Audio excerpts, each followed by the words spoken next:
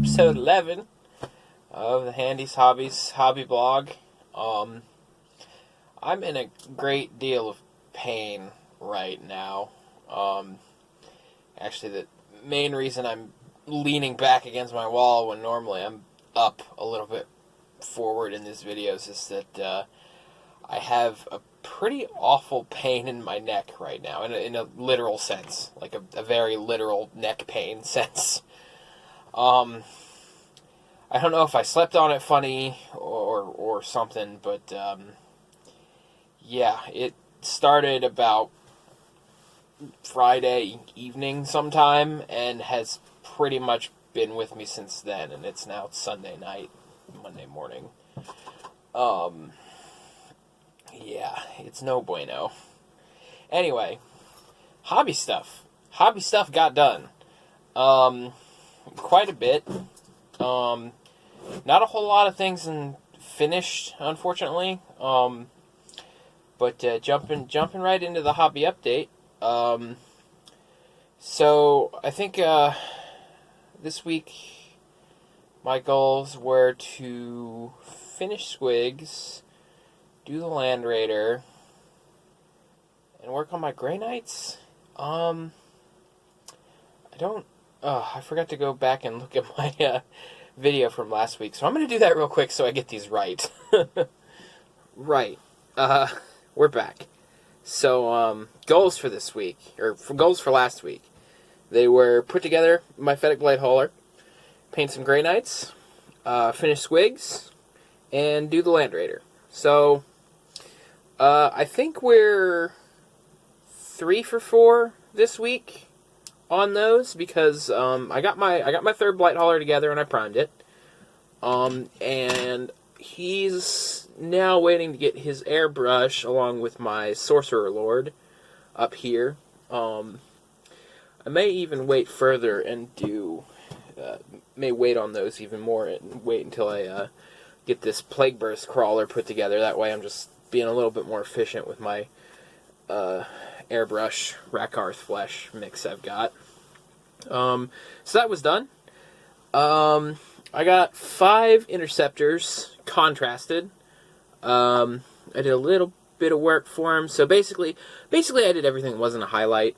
And that includes like starting the freehand decal work. One of the things about Grey Knights that's a little tricky is that they all have personal heraldry, like every single one of them.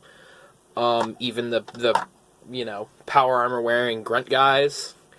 And they tend to be pretty simple, like, kind of based on, from what I remember, how they look and how I've seen GW do them, is they're kind of based on, like, 11th century to 14th century, like, French and English chivalric heraldry, which tends to be some kind of, like, quartering or stripe pattern, or, like, usually it's the space broken up into either halves, thirds, or fourths in some direction, so, like, checker patterns, diagonals, that sort of thing. So I've been doing that on the Terminators, and I just did some basic stuff for it on these guys. You can see on this one, like, it's broken into thirds. The straight up and down ones were pretty hard. The checker pattern guy turned out pretty good. But yeah, so I got 5 of them done. Well, not done, but call it 60%, 60%. That's kind of what I feel like contrast gets you, or at least the way I do my Grey Knights. Everything but the highlights, basically. So yeah, we got that done. So Hauler, Knights, Squigs I did not finish. I managed to get 2 dry brushes done, and that's about it. This was about the time, like, I got most of this done earlier in the week. I was done hobbying by Thursday. I think I threw that video up, so I recorded it Sunday, I threw it up Monday. When I got home from work Monday, I did some work. I think I worked most of the day Tuesday, a little bit after I got home from work Wednesday, and then most of the day Thursday. And then I just got one of the worst headaches I've had in my life because of some aforementioned back pain. Yeah, so I just, the weekend I've just been kind of taking it easy and just trying not to look down a whole lot, because I think maybe part of it was that by the time I finished up Thursday, I had been so, like, hunched over, like, I, like, really just looking down, staring at stuff. And the reason is because by Thursday, I had finished something, and I forgot to talk about my last goal, which was Land Raider. There's not a whole lot to show you because it's not going to show up too well on the camera, but it's just some green stuff work. One thing I did want to talk about is a lot of the tools that I see advertised are all metal, and I would recommend one other. This is a I think it's technically a palette knife or like a rubber brush. You can buy them at arts and crafts stores or fine arts stores. But this is an old one I have. If you like, it's normally like this long. It's basically a brush that's just made of rubber. It's kind of got this little chisel shape to it.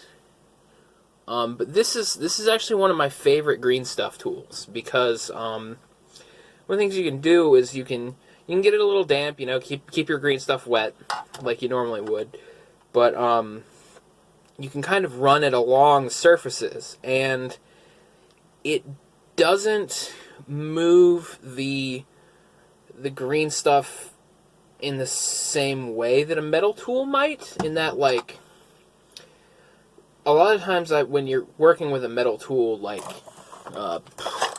this one, for instance, it has a tendency to leave behind tool marks in it because it's a hard metal edge. So unless you're really doing some, like, very light, very controlled kind of stuff, it can be really easy to kind of mess up your finish, your surface of the putty. What this does is that because it's got some give to it, you can really put some pressure down and move it, and especially towards the, like, if you're getting towards the edge of a model,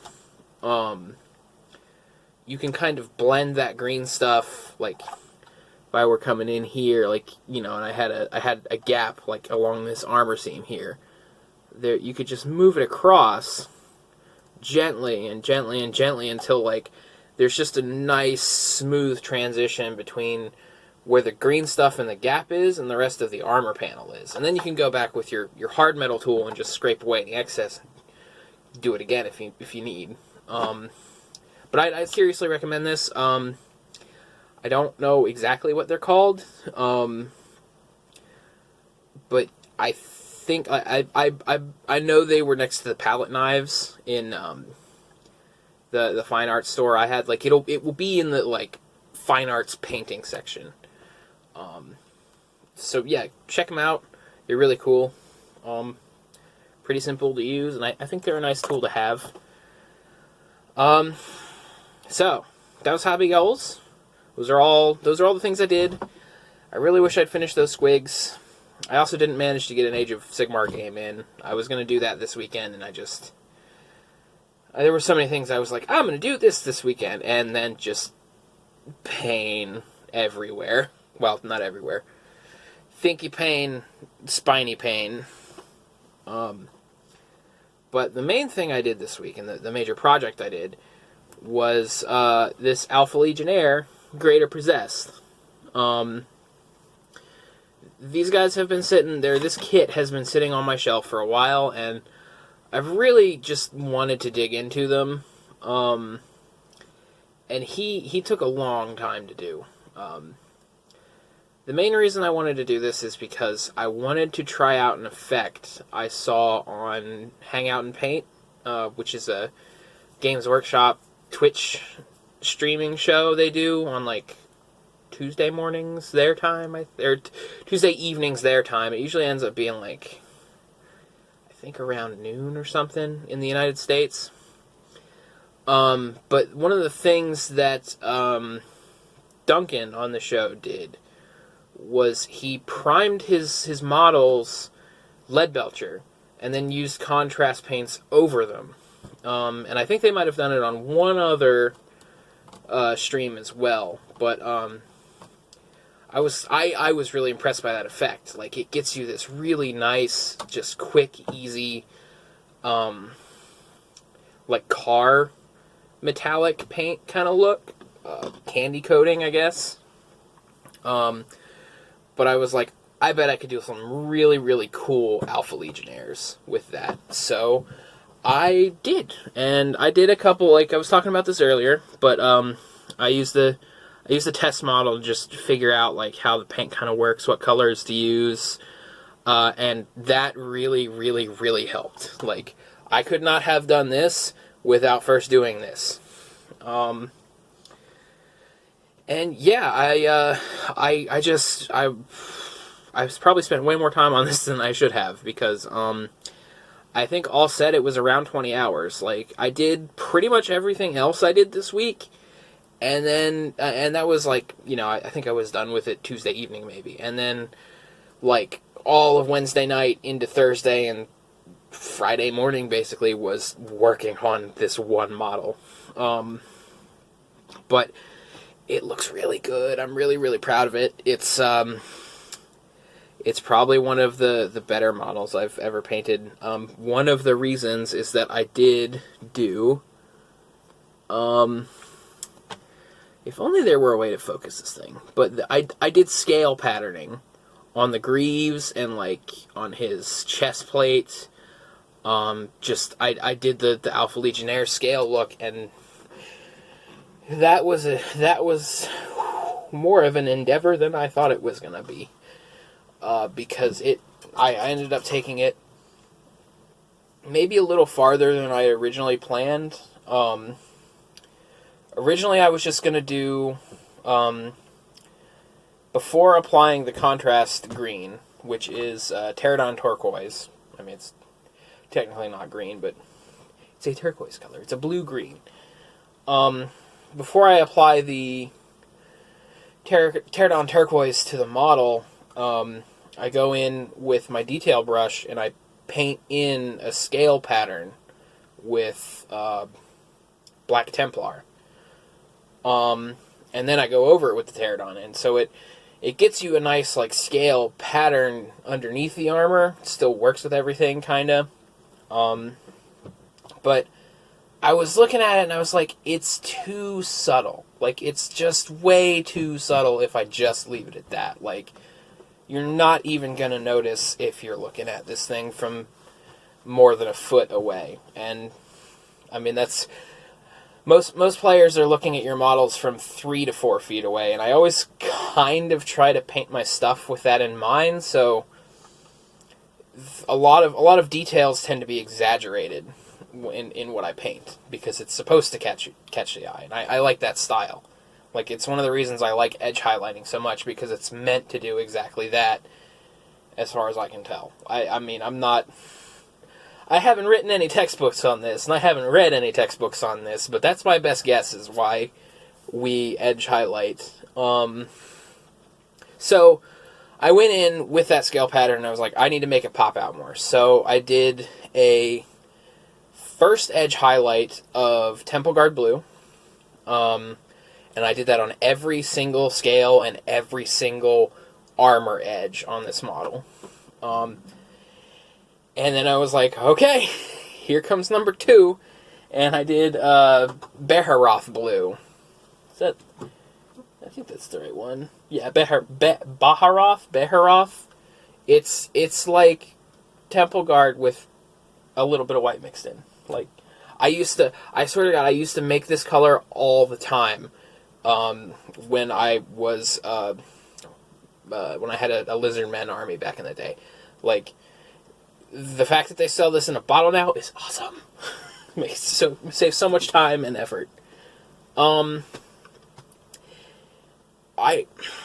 After I finished this, I was like, maybe I should have gone back and done even another third, like, not full edge highlight, not like literally hitting every edge, but doing like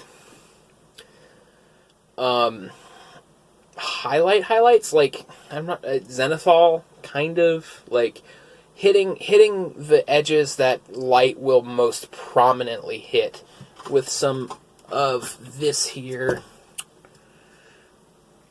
blue horror. I thought that might, like, after I finished it, I'm not going to do it, but I'm thinking that maybe on the next one I might try it, because one thing I've noticed a lot with how I do edge highlights is that usually the two colors I pick tend to be very, very close in shade. Like, for instance, on my Black Templars, I do Eshin Gray and Dawnstone, and there are a couple things in between as far as shade goes. There are like two paints I would consider in between Dawnstone and Eshin Gray, but I feel like sometimes, depending on how I apply the paint, especially if I put the Dawnstone or the Eshin Gray on really thin, a lot of the times it just looks like I'm putting down Dawnstone on every edge. And I feel like I ran into a similar problem on this model. Now, I think because it's not a neutral color, it actually does make a bit more of a difference, even though they're so close. Because I feel like these scales on it were, after doing the Pterodon, or the Temple Guard blue, you could see the definition of the scales more, but they didn't have any dimension to them, if that makes sense. Without that final highlight, they felt a little flat, even with, you know, the Black Templar that was still remaining, and the single Temple Guard highlight. So I think it mattered, but I think to really push it just a little bit more, I think I could do a third highlight on that in just very select places. Which means I might be a crazy person, because, again, like, probably 20 or more hours just for this one thing. And I want to do a whole army of them because I'm a lunatic. But it was fun. I really, like, it really just completely took over everything I was thinking about this week. And it was fun. It was so fun to work with. It was a new color. I don't normally work with that color. Like, I don't normally work with teal. I've done a little bit with some tau, but not in that particular, not in this particular style, or with this particular medium. Like, normally don't do, never tried teal with contrast before, basically. And there was a lot that could have gone wrong, I think, and fortunately I don't think it did. So, those are done. That's what I did this week. Hobby goals for the week. Pop my shoulder back into place. We're gonna finish these squigs. It literally is just teeth now, and eyeballs, and mushrooms. 2 dry brushes are done. Base them. That's it. Like, I think I can get them done maybe Monday evening when I get back from work.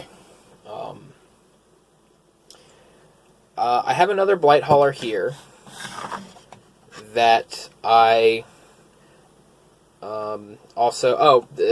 one thing I forgot. I did some more dry brushing on this blight hauler. I did all of the final dry brushes on it, basically.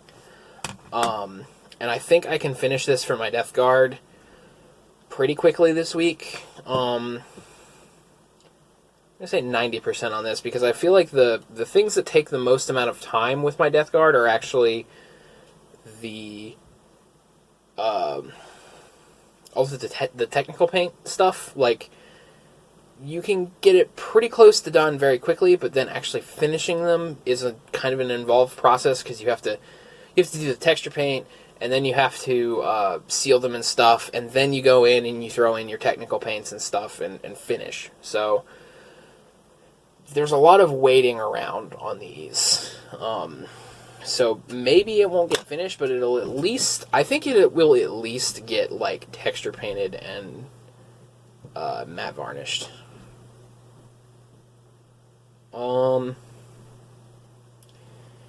And for the I need to work on Celestine. Most of what I'm going to be doing this week is Celestine. I don't think I will work on my Grey Knights at all. I think this week I'm going to try to just stay focused. 'Cause I'm running out of time. I'm severely running out of time. I think I know how to do everything I want to do. It's just I have to sit down and do it, and that probably means not focusing on the things I like my heart tells me I want to do, or just the random things that I'm like, oh, I should finish that. Like, so because I that is a project, like that is a goal. I want to actually participate in a competition. I don't know why, because it's always kind of seemed, at least in my head, is not the point of why I do things. Like, it's not the act of painting anything has never really been a competition for me. Like, that's not why I'm trying to do it. I do it because it's relaxing and kind of a zen experience, and it's good for my brain in good ways, I think. But I've just kind of had the itch, and maybe that's the first step on the long road to dark arrogance. But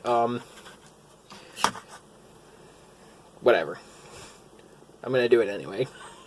So Celestine, and then for the Eternal Crusade, prime the Land Raider. One nice big coat of black paint on this buddy.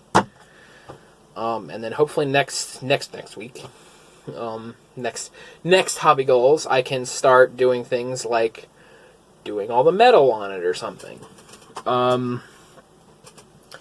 Yeah. That's been me for the week. Hopefully we'll pick up a little bit of steam here. It's been last 2 or 3 weeks have been kind of difficult, but I think we're gonna step out in the open a little bit, and that'll be good. Anyway, so I'll see you next week.